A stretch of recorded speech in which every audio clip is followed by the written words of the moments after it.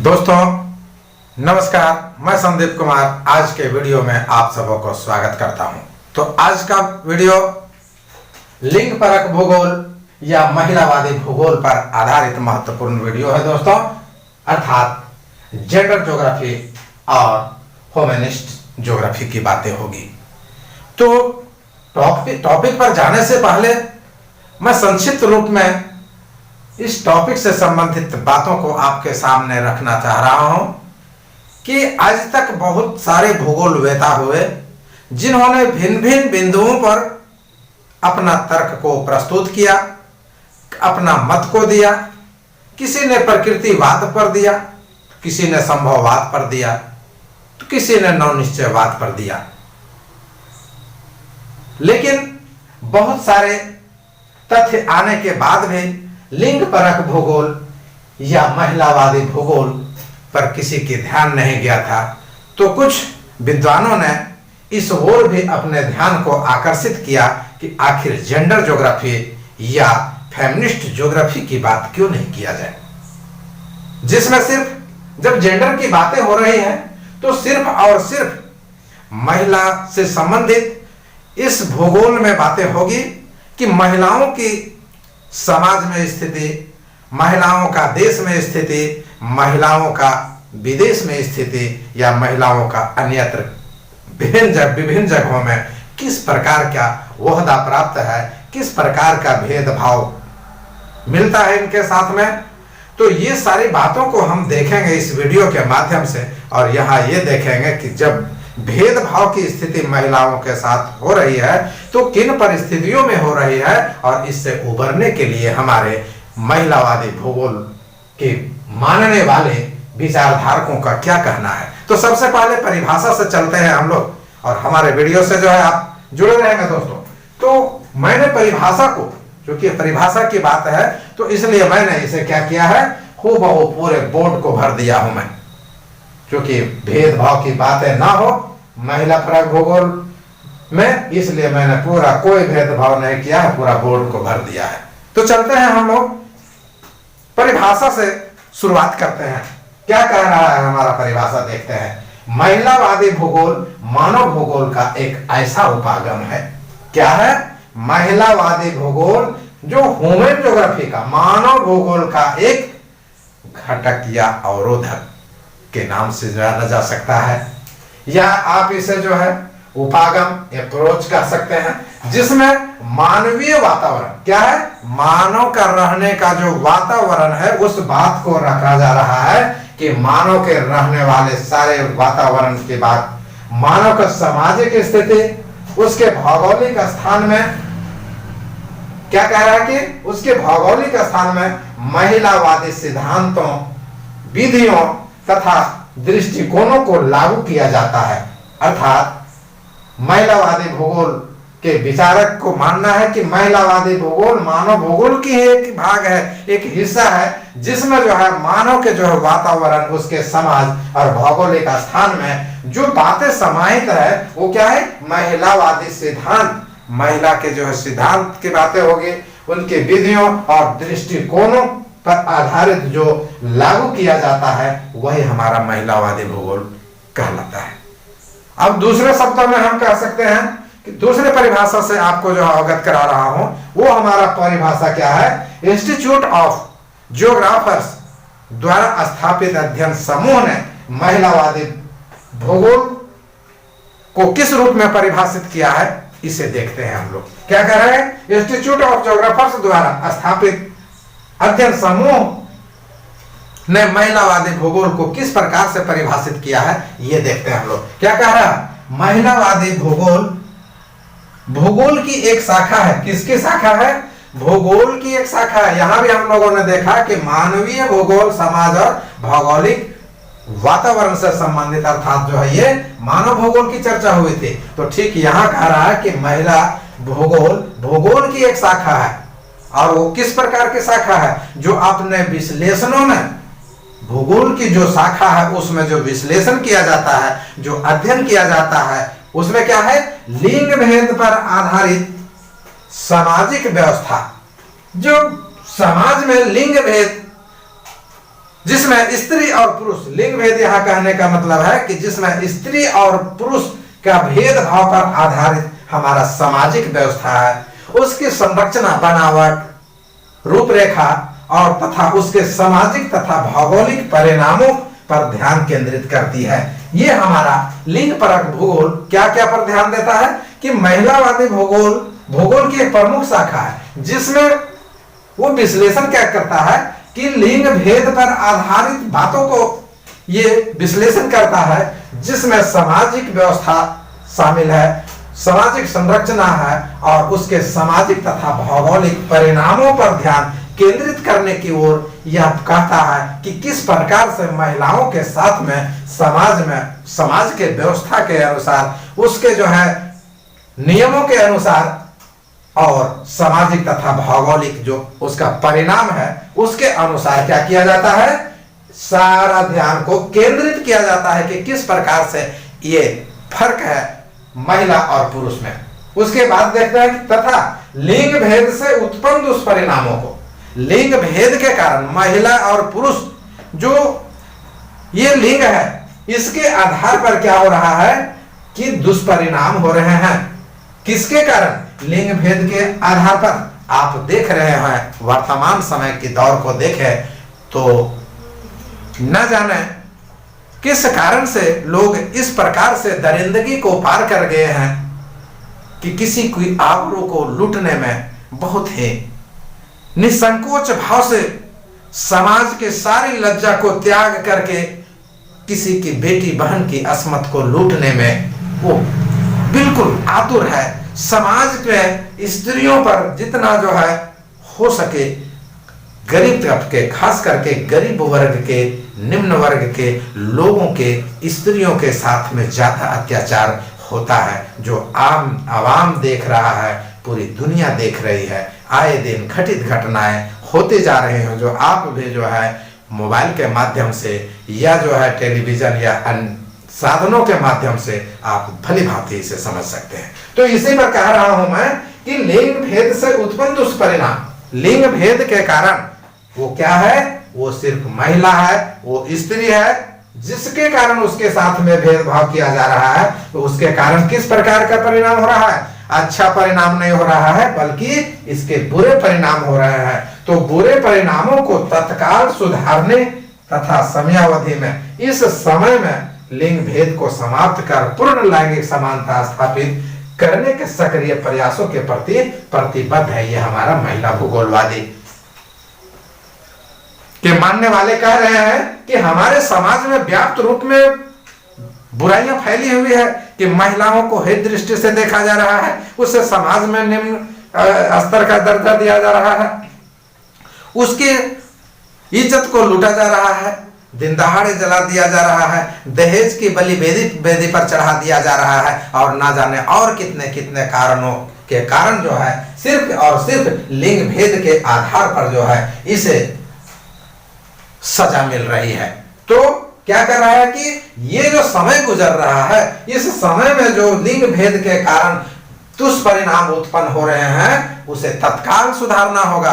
और सुधारने के लिए कोई आगे के समय की आवश्यकता नहीं है। किस समय में? इसी समयावधि में सुधारना है। और किस चीज को सुधारना है कि लिंग के प्रति जो महिलावादी भूगोल यानी जेंडर के प्रति लोगों के जो गलत अवधारणाएं हैं उसमें सुधार करना होगा। तभी जो है समानता और तभी जो है हमारे स्वतंत्रता उसे पूर्ण रूपेण प्राप्त हो सकता है। तो और क्या होगा कि पूर्ण लैंगिक समानता। अब जो है कि यहाँ पर बात है, यहाँ है कि महिलावादी विचारकों का मानना है कि ये लिंग भेदभाव को खत्म कर देना है और पूर्ण समानता वाले लैंगिक समानता को लाना है कि ना तो जो है स्त्री और ना पुरुष ना स्त्री, दोनों में कोई प्रकार के भेदभाव नहीं होगा। जिस जगह में स्त्री काम करेगी उस जगह में पुरुष भी काम कर सकता है, जिस जगह में पुरुष भी काम करेगा उस जगह में स्त्री का भी काम अधिक करने का अधिकार है। तो ये सब बातें जो है ये परिभाषा से जाहिर हुआ कि हमारा महिलावादी भूगोल के मानने वाले भूगोलवेताओं का यह मानना है कि महिलाओं के प्रति जो लिंग भेदभाव जो है उत्पन्न हो रहे हैं और उसके कारण जो दुष्परिणाम झेलने को मिल रहा है उसे जल्द से जल्द इस समय में खत्म करके समानतापूर्ण लैंगिक व्यवस्था को कायम करना है, फोकस डालते हैं। तो यहाँ आप देखें कि यदि लिंग भेद की बातें किया जाए तो लिंग भेद जो है महिलावादी भूगोल के विचारधारकों के अनुसार मैं बतला रहा हूं कि ये जो भेदभाव है, जेंडर का जो है भेदभाव है, यह मुख्य रूप से विश्वव्यापी नहीं है, पूरे विश्व स्तर पर फैला हुआ नहीं है, बल्कि क्या है, ये सिर्फ और सिर्फ स्थानीय है। स्थानीय स्तर पर लिंग भेद किया जाता है, महिलाओं के साथ में भेदभाव किया जाता है। और वो कैसे भेदभाव होता है, एक स्थान से दूसरे स्थान पर चले गए वहां का जो है भेदभाव में अंतर पाया जाता है।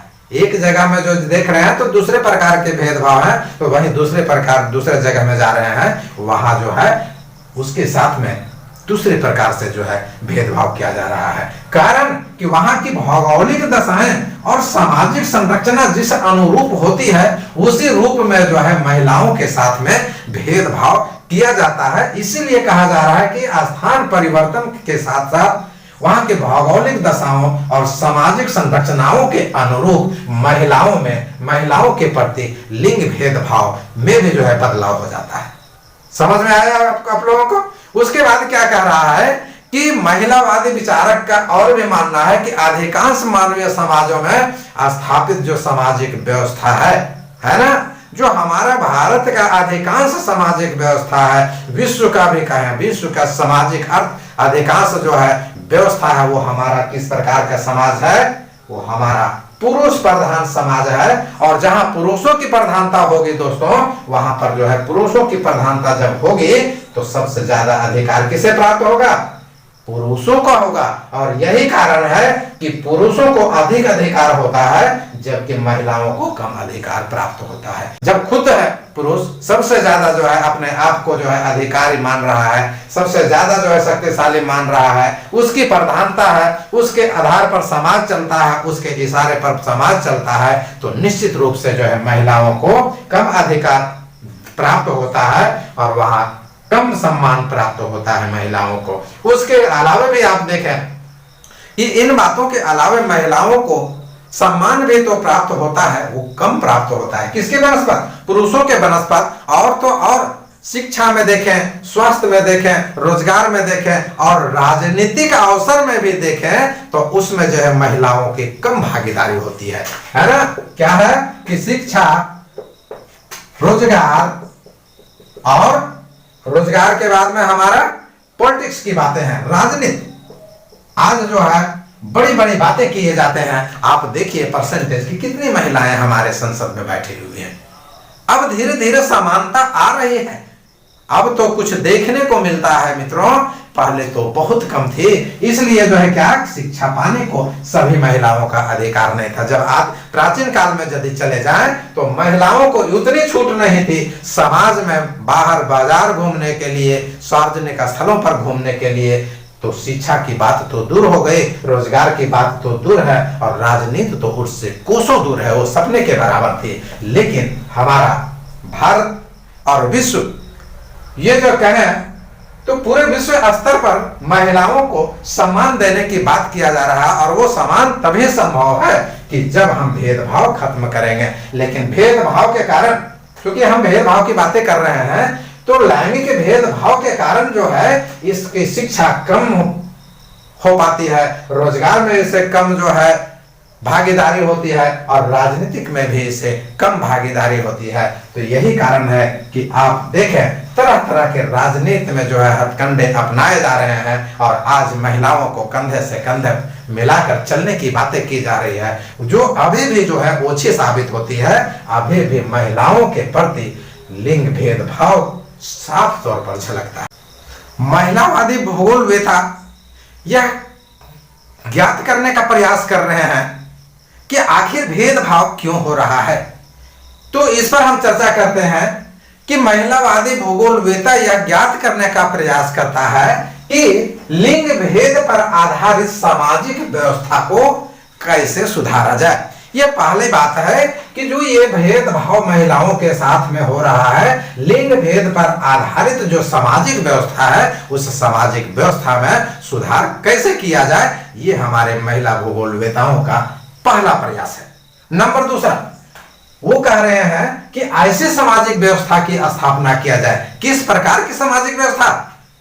ऐसे सामाजिक व्यवस्था की स्थापना किया जाए जिसमें महिलाओं का जो सम्मान हो, महिलाओं का जो अधिकार हो, महिलाओं को जो प्रतिष्ठा मिले, महिलाओं का जो कर्तव्य होगा वो किसके बराबर हो?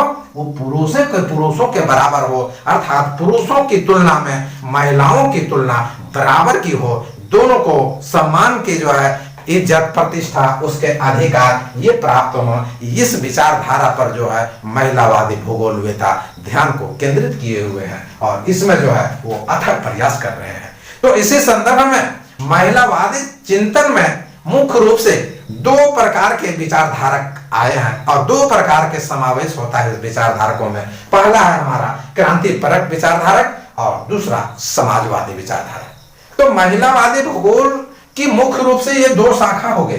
क्या हो गए? महिलावादी भूगोल की मुख्य रूप से दो शाखाएं हुई, एक क्रांतिपरक भूगोल और दूसरा समाजवादी भूगोल।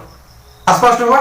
तो क्रांतिपरक भूगोल की बातें मैं कर रहा हूं तो इस विचारधारक के लोग, चूंकि नाम से ही आपको स्पष्ट हो रहा है कि क्रांति की बात हो रही, इसमें जो है काफी ऊर्जा है, ऐसे लोगों की जो है यहां जमावड़ा है।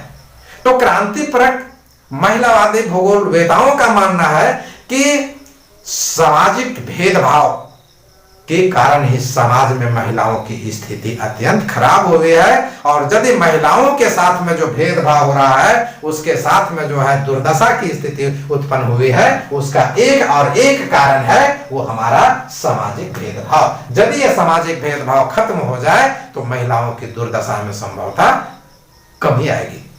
पहली बात हो गई। दूसरा बात कहा जा रहा है कि लिंग भेद को समाप्त किए बिना सामाजिक विषमता को दूर नहीं किया जा सकता है कि तुम स्त्री हो, तुम पुरुष हो, तुम लड़की हो, तुम लड़का हो। इस भेदभाव को जब तक खत्म नहीं किया जाएगा तब तक जो है समानता की बात नहीं किया जा सकता है, नहीं तो लिंग भेद जो है चलते रहेगा। इस बात पर जो है क्रांतिपरक भूगोल के विचारधारकों का मानना है कि जब तक जो है लिंग भेद खत्म नहीं होता है तब तक हम अमन चैन की नींद से नहीं सोएंगे। वो यह भी कह रहे हैं कि शिशुओं को जन्म पर महिलाओं का पूर्ण नियंत्रण आवश्यक होना चाहिए। ऐसा नहीं कि हम जो है पुरुषों के अनुसार बच्चों का जन्म दे। जो शिशु को जन्म देते हैं उस पर महिला का पूर्ण अधिकार होना चाहिए, नियंत्रण होना चाहिए कि जो बच्चे पैदा होंगे वो हमारे अनुरूप होंगे और आपकी सहमति होगी। यदि आपकी सहमति और हमारी सहमति होगी तब वो शिशु जन्म लेगा, क्योंकि दोनों का अधिकार बराबर होगा और इस प्रकार जो है महिला शोषण से मुक्त होगी। और शोषण का एक और कारण है जो हमने बतलाया कि पितृसत्तात्मक की बात हो गई है ना।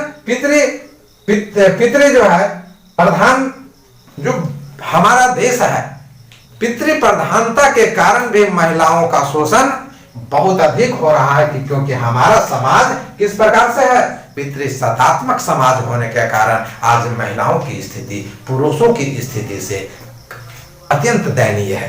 क्योंकि महिलाओं को आर्थिक रूप से किस रूप में, बहुत ही इंपॉर्टेंट बात आ गई, क्योंकि महिलाओं को आर्थिक रूप में यदि कहा जाए तो वो निर्भर किस पर रहना पड़ता है, वो निर्भर जो है उसको पुरुषों पर रहना पड़ता है दोस्तों, कि ये तो जो है रुपया कमाती नहीं है। तो महिला जब रुपया नहीं कमाएगी तो उसके पास में जो है उसे रहने के लिए, खाने के लिए, कपड़ा पहनने के लिए, बच्चों के सेवा संभाल के लिए कहां से आएगा पैसा। तो वो मजबूरन जो है आर्थिक निर्भरता के लिए पुरुषों पर आश्रित रहती है कि जब हमें पुरुष जो है रुपये देंगे, पैसे देंगे, धन देंगे, संपत्ति देंगे तो उनके जो है कमाए पर हम रहते हैं। ये भी प्रमुख कारण है लिंग भेद पर। ठीक है।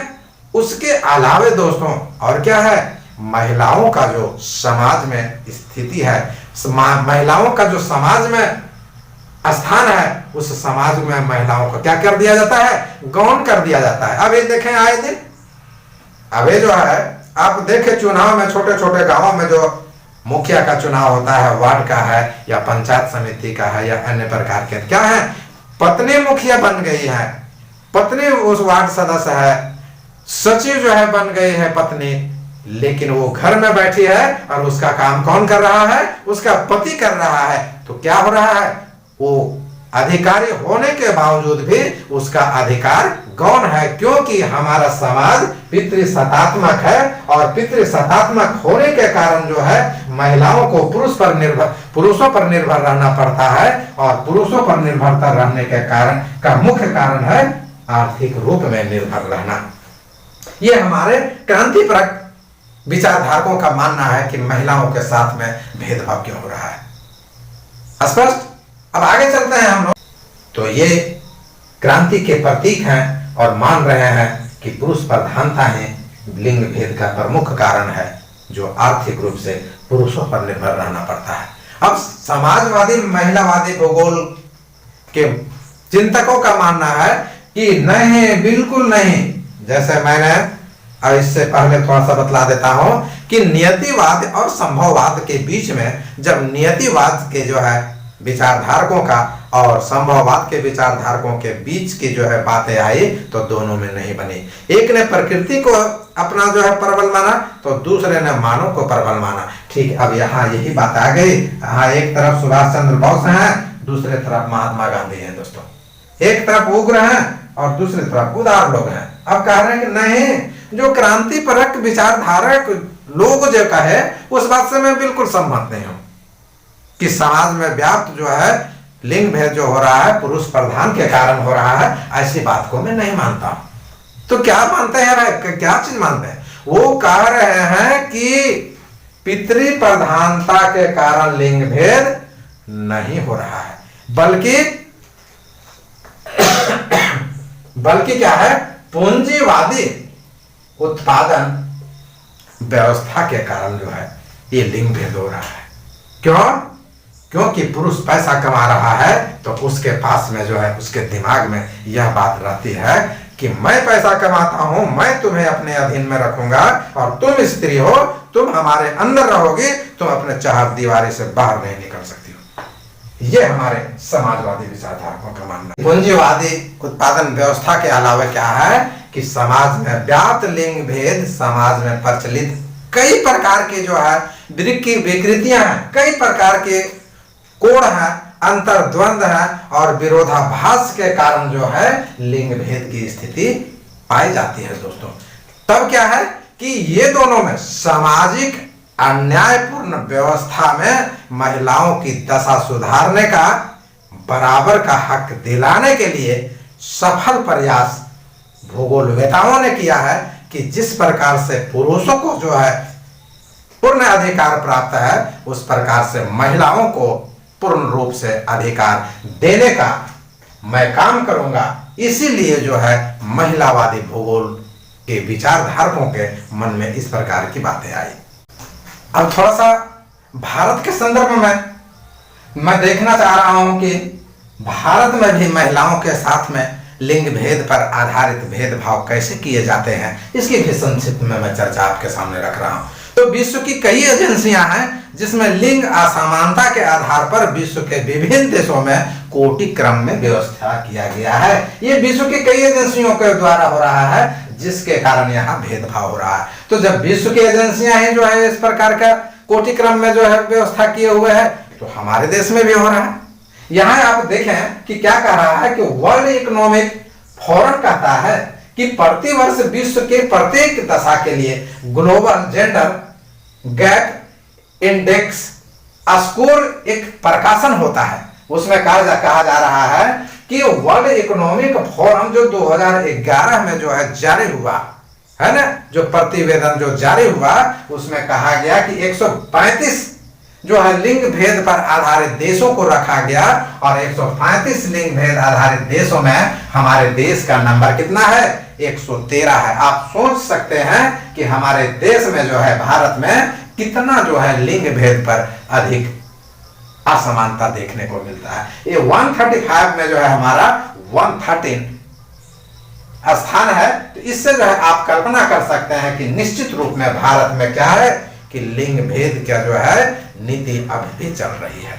ठीक है, तो वहीं 2013 में देखें कि इसके आधार पर तो 2013 में आप देखेंगे तो कितना हो गया इसका, 2013 में जो है आप देखें तो 105 हो गया। चलिए कुछ तो काम किया है, 2013 में यह बढ़ के कम घट करके 105 पर आया, बहुत कंट्रोल किया है। और आप देखते हैं कि भारत में जो है क्या है कि भारत में महिलाओं के साथ में जो भेदभाव किया जाते हैं, तो भेदभाव का जो है किन किन क्षेत्रों में किया जाता है और किस आधार पे किया जाता है, तो इसका निर्धारण को यदि आप देखें तो 4 प्रकार से जो है इसका निर्धारण किया जा सकता है। किन किन क्षेत्रों में, यहां देखेंगे कि आर्थिक भागीदारी में, रुपये पैसे का, वेतन संबंधी, ये सब में जो है पुरुषों की अधिक होगा भाई, महिलाओं का कम होगा। दूसरा देखें शिक्षा के अवसर में, बेटी है तो कम पढ़ेगी, बेटा है तो ज्यादा पढ़ेगा, बेटी है तो लोकल पढ़ेगी,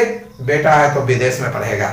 ये जो है हमारे साथ में लिंग भेद की स्थिति है, ठीक है। उसके बाद में कहते हैं कि स्वास्थ्य और जीविका, आप पर जो है जब महिला है तो ज्यादा स्वास्थ्य की चिंता नहीं होगी, वो कम जिए या ज्यादा जिए उससे मतलब नहीं होगा, चलो जब तक सांस चल रहा है तब तक चल रहा है। आने की स्वास्थ्य और जीविता में के रूप में भी इसमें क्या होता है, अनदेखा किया जाता है। समझ गए मित्रों। अब राजनीतिक शक्तिकरण में भी हमने राजनीतिक शक्तिकरण की भी बात कहा था विश्व स्तर पर, ठीक भारत में भी वही स्थिति है कि राजनीतिक शक्तिकरण में भी महिलाओं को जो है अनदेखा किया जाता है, इन क्षेत्रों में जो है भेदभाव किया जाता है।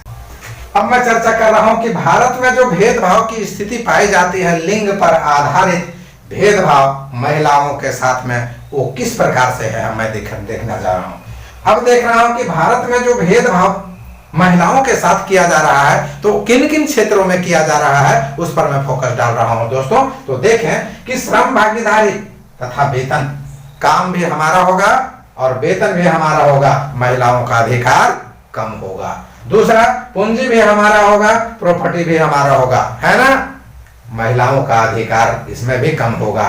तीसरा है हमारा सरकारी क्षेत्र में और सैन्य क्षेत्रों में मेरा दबदबा होगा, सरकारी सेवा में पुरुष जाएगा, सैन्य क्षेत्र में पुरुष जाएगा, महिलाओं का अधिकार कम होगा। ये भेदभाव देखने को मिल रहा है। और वर्तमान समय भी आप देखें तो सरकारी दफ्तरों में गिने चुने महिलाओं की संख्या मिलेगी आपको, जो सरकारी सेवा में है। फौज में आप देखें तो महिलाओं की संख्या बहुत ही कम मिलेगी, पुरुषों की अधिकता पाई जाती है। वहीं अगला पॉइंट देखते हैं कि शिक्षण सुविधाओं में भी महिलाओं को आरक्षण उचित रूप से नहीं मिल पाता है, महिलाओं को पढ़ने के लिए भी उतनी स्वतंत्रता नहीं हो पाती है जितना पुरुषों का होता है। बेटी है तो लोकल पढ़ेगी, बेटा है तो विदेश में पढ़ेगा, ये बातें होती है। उसके बाद में आप देखें कि स्वास्थ्य सेवाओं के प्रति भी जो है यदि देखा जाए तो महिलाओं के प्रति भेदभाव किया जाता है। स्वास्थ्य जिस प्रकार से मिलना चाहिए महिलाओं को उस प्रकार से सही रूप में स्वास्थ्य नहीं मिल पाता है।